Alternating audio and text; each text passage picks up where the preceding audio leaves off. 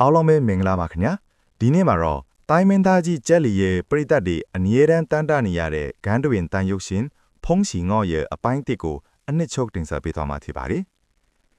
်ဇလန်လေးမစခင်မှာအခုလိုအမိုက်စားရုပ်ရှင်အနှစ်ချုပ်တွေကိုနေ့စဉ်ကြည့်ရှုနိုင်ဖို့ကျွန်တော်ရဲ့ channel လေးကို like နဲ့ subscribe လုပ်ပေးထားကြပါအောင်နောက်ထပ်တင်မဲ့ဗီဒီယိုအသစ်တွေကိုလက်မလွတ်ရအောင်လေဘေးနားကခေါင်းလောင်းလေးကိုပါနှိပ်ထားပေးဖို့မေတ္တာရက်ခံပါတယ်ခင်ဗျာ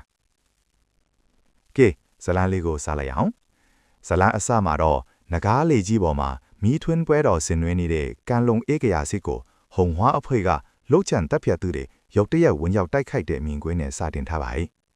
ဟုံဝါအဖွဲ့ရဲ့ခေါင်းဆောင်ကြံကြာလောဟာအေးကရာစစ်ကိုဓားနဲ့ချိန်ရွယ်ကဟန်လိုမျိုးတွေကိုနှိပ်စက်နေတဲ့အတွက်အပိပေးဖို့ကြိုးစားခဲ့ပါ၏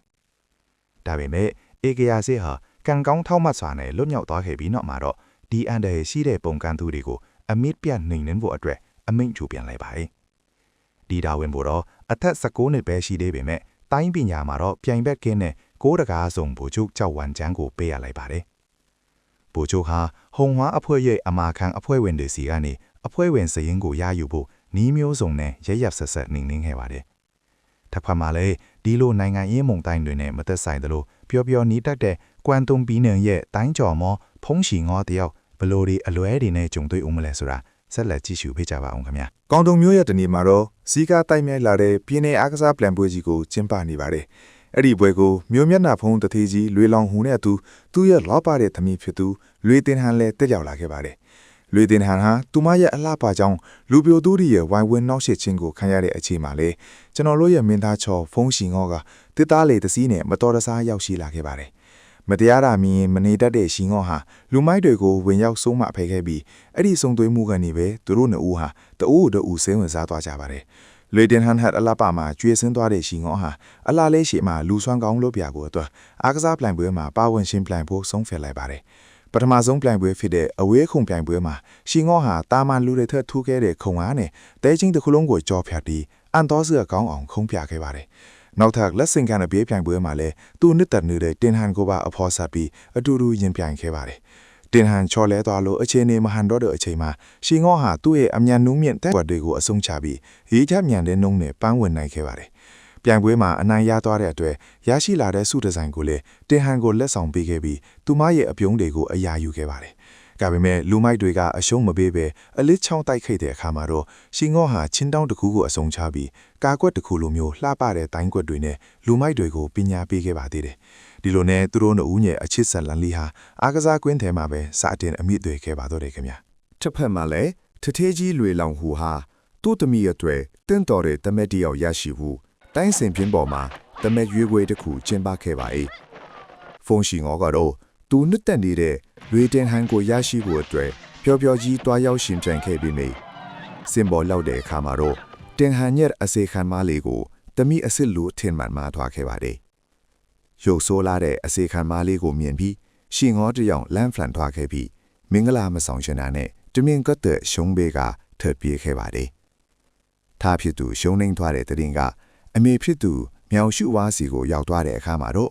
သူမဟာအတိုလေးဒေါသထွက်သွားခဲ့ပါတယ်။သူမဟာဖုန်းမီတာကျူရဲ့ဂုံးတိခါကိုပြန်ဆဲဖို့အတွက်ဖုန်းတိုင်ကောဆိုတဲ့အမီးနဲ့ယောက်ျားလေးလိုဝတ်ဆင်ကတိုင်စင်ဘောကိုကိုယ်တိုင်တက်သွားပါတော့တယ်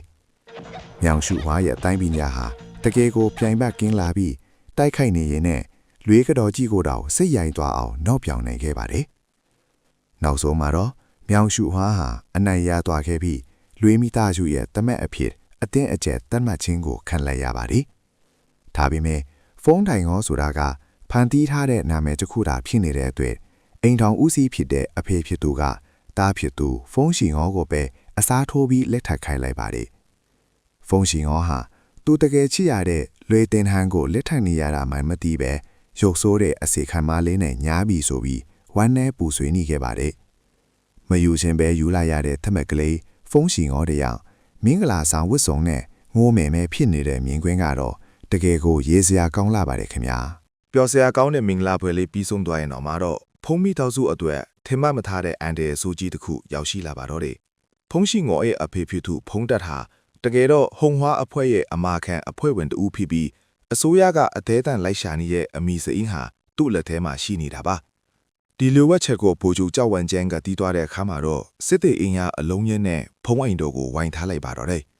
ဖုံးရှိငေါနဲ့သူ့အမေတို့ဟာအဖေသီးသူကိုကာကွယ်ဖို့အတွက်ဗိုလ်ချုပ်နဲ့အပြင်းထန်တိုက်ခိုက်ခဲ့ကြပေမဲ့တင်နက်ကင်စစ်သားတွေရဲ့ဝိုင်းညံမှုချာမှာဖုံးတာဟာတန်ရာရရှိသည့်အဖမ်းခံလိုက်ရပါတော့တယ်ဒါတင်မကပဲရှိငေါအတွက်ပိုပြီးဝိုင်းနေချီခွဲစားကောင်းတဲ့အဖြစ်ဘစ်ခုပါတော့သူ့ရဲ့တစ္ဆာရှိတဲ့သူငယ်ချင်းဟာဗိုလ်ချုပ်ရဲ့နေဆက်စင်မေချင်းကိုခံရတာတော့မှရှင်ငေါ့ကိုတစ္ဆာမဖောက်ပဲအသက်ပေးသွားခဲ့တာပဲဖြစ်ပါသည်မိသားစုကိုလည်းဆုံးရှုံးသူငယ်ချင်းကိုလည်းလက်လွတ်လိုက်ရတဲ့ရှင်ငေါ့ဟာနောင်တတို့ဒေါသဥနဲ့အတူအဖေကိုပြန်လဲကယ်တင်ဖို့ဆုံးဖြတ်လိုက်ပါသည်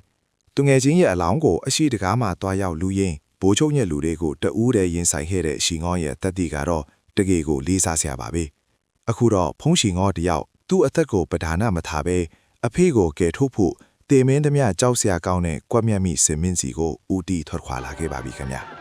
အခုတော့အမြင့်ဆုံးရင်ခုန်တန်းတွေအသေးရစရာတိုင်းကွက်တွေနဲ့အတူဖုံးရှင်ငေါနဲ့ဗိုလ်ချုပ်ကြောက်ဝိုင်ကျန်းတို့ရဲ့အဆုံးအဖြစ်တိုက်ပွဲကြီးရောက်ရှိလာပါပြီဖုံးရှင်ငေါဟာအဖေကိုကယ်တင်ဖို့အတွက်တေမင်းသမျှကြောက်စရာကောင်းတဲ့ကွက်ညတ်မိစင်မင်းစီကိုရဲရဲဝန်းဝန်းရောက်ရှိလာခဲ့ပါ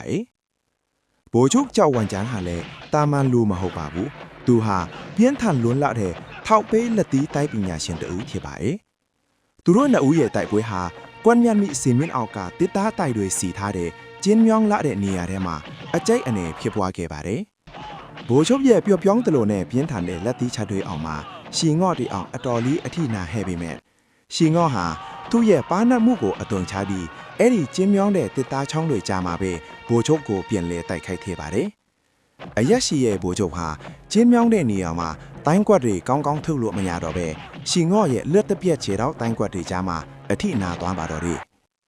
တိုက်ပွဲကအပြင်းထန်ထိပွားနေတော့မှာပဲအဖေးဖြစ်သူဖုံးသက်ကိုကွက်မြတ်ဖို့ကျိုးကတဖြည်းဖြည်းလောင်ကျွမ်းနေပြီးအချိန်ကလည်းတိတ်မကြံတော့ပါဘူးအရေးကြီးတဲ့အချိန်မှာပဲဟုံခွားအဖွဲ့ချုပ်ရဲ့ခေါင်းဆောင်ချန်ကြားလော်ဟာအဖွဲ့ဝင်တွေနဲ့အတူမမျော်လင့်ပဲရောက်ရှိလာပြီးကူညီပေးခဲ့ပါတယ်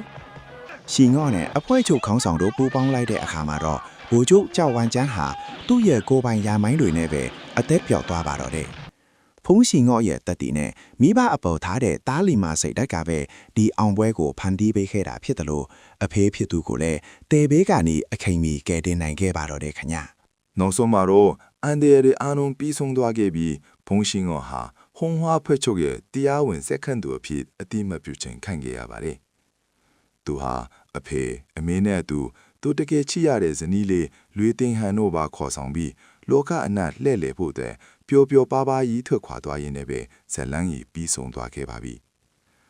ဒီဗီဒီယိုလေးကိုကြိုက်နေတတ်တယ်ဆိုရင် like နဲ့ share လုပ်ပေးဖို့မမေ့ပါနဲ့ဦးနောက်ထပ်ဂျယ်လီရဲ့အမိုက်စားတိုင်းကားတွေကိုလည်းအနှစ်ချုပ်တင်ဆက်ပေးဦးမှာမို့လို့ကျွန်တော်ရဲ့ channel ကို subscribe လုပ်ပြီး Naughty ခေါင်းလောင်းလေးကိုပါနေထားပေးကြပါဦးနော်အားလုံးကိုကျေးဇူးအထူးတင်ပါတယ်ခင်ဗျာ